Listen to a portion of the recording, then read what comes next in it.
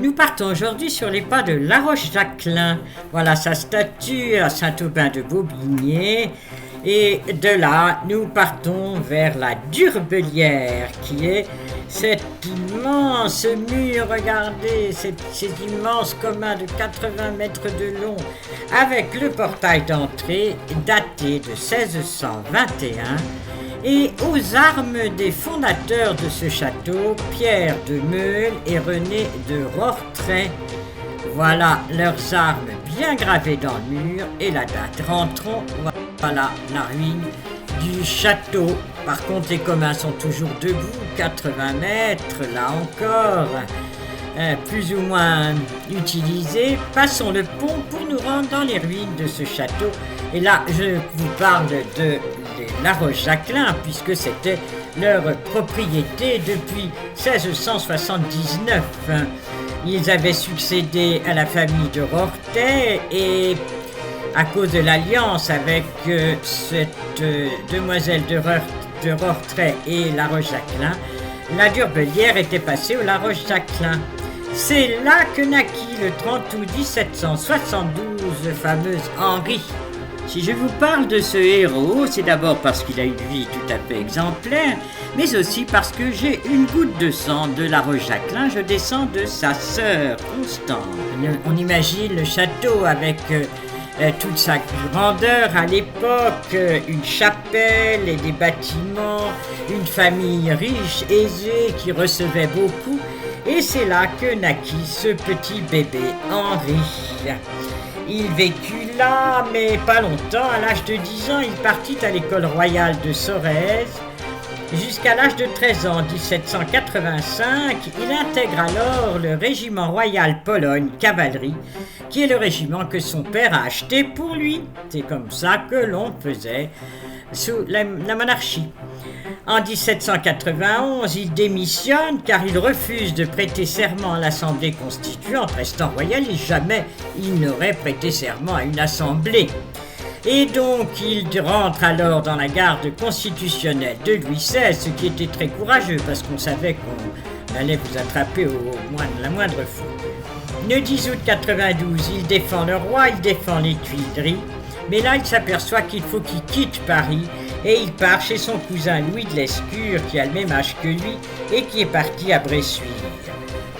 Puis il revient ici à la Durbelière et en mars 93, la population des villages voisins vient le chercher. Venez nous suivre, mettez-vous à notre tête, nous avons besoin de chefs. C'est alors qu'il prononce la phrase « Si j'avance, suivez-moi, si je recule, tuez-moi, si je meurs, vengez-moi ». Il rejoint Delbé, Bonchamp, fait la campagne de Saumur. À 21 ans, il est nommé général en chef de l'armée catholique et royale. Il est de tous les combats, son courage est absolument admirable. Mais un jour, il veut défendre les républicains de mettre le feu au petit village de Nuaillé et de massacrer la population. Il reçoit une balle et meurt sur le coup le 28 janvier 1794. Dans ces chemins creux autour de la Durbelière, on imagine bien ces chouans cachés derrière chaque buisson qui attendent les républicains. Voilà, les rochers remplis de mousse, et regardez l'été de la Durbelière où Henri a passé son enfance. Cet enfant que l'on a vu vivre ici est revenu plusieurs fois à la Durbelière parce que c'était pas encore totalement démoli. Il a fallu 5 incendies pour venir à bout de cette si jolie demeure. Et dont une fois, c'est Westermann lui-même, le général républicain des colonnes infernales, qui vint lui-même pour mettre le feu à ce château et vraiment le faire démolir pour qu'on n'entende plus jamais parler de ces chouans. Pourtant, Napoléon lui-même reconnut que ce fut une guerre de géants. Nous laissons là cette histoire terrible, cet acte extraordinaire d'Henri de La Roche-Jacquelin. Voyons maintenant sa sépulture dans l'église de Saint-Aubin de Bobigné.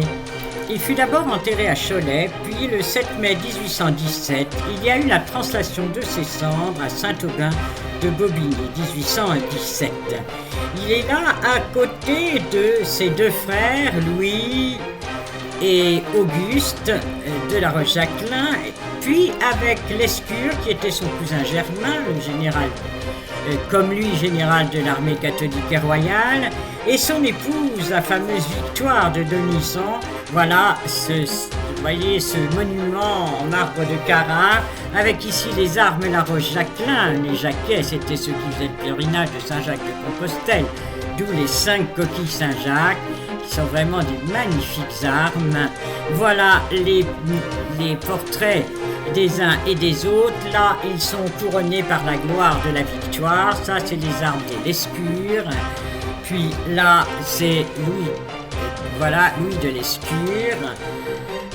Les armes à nouveau de la Roche-Jacquelin, avec les deux, Louis et Henri de la Roche-Jacquelin. Là, ils sont avec la couronne de laurier des vainqueurs, et là, c'est leur portrait réel. Toujours les armes avec les coquilles Saint-Jacques de la Roche-Jacquelin. Puis là, vous avez le portrait de Louis de la Roche-Jacquelin, les armes de Lescure, et là, le portrait de Louis de Lescure. Donc, le premier mari de Victoire de Denizan, qui a écrit ce livre très lu, qui a énormément secoué la société vers 1840. Les mémoires de la marquise de la Roche-Jacquelin. Je vous conseille de le lire parce que c'est écrit avec une telle simplicité. Sa vie est en dents de scie, mais extraordinaire. Alors elle naît à Versailles. Elle a comme parrain le comte de Provence, fils du roi, et comme marraine Madame Victoire, sœur du roi Louis XV. Donc c'est tout à fait extraordinaire. Vous voyez déjà le niveau de la cour. Puis la Révolution arrive, il refuse d'émigrer, il se réfugie dans le Médoc. Elle a 20 ans, elle rencontre Louis de Lescure, qui en a 20 lui aussi, et ils décident de se marier en 1791. C'est alors qu'il y a la guerre de Vendée commence, et les deux s'enthousiasment pour cette guerre et pour cette restauration de la monarchie. Le 4 novembre 93, 2 ans plus tard, Lescure meurt. Elle suit la grande armée royale catholique. Elle va dans les champs, elle est prisonnière, elle se cache, on veut la fusiller. Enfin, elle a une vie mais absolument incroyable.